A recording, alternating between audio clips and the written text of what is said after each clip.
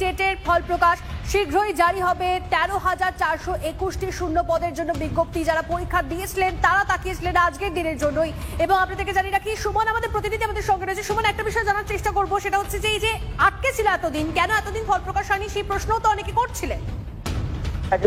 বিভিন্ন মামলায় এই ফল প্রকাশ আটকে ছিল এবং সেই জায়গা থেকে দাঁড়িয়ে আজকে ফল প্রকাশ হতে চলেছে বিকেল 4টের সময়। তারপর কিন্তু নিয়োগ প্রক্রিয়া শুরু হয়ে যাবে এবং সেই নিয়োগ প্রক্রিয়ায় কিন্তু বয়স যাদের আছে, যারা টেট পাস করেছেন, তারা কিন্তু প্রত্যেকে আবেদন করতে পারবেন।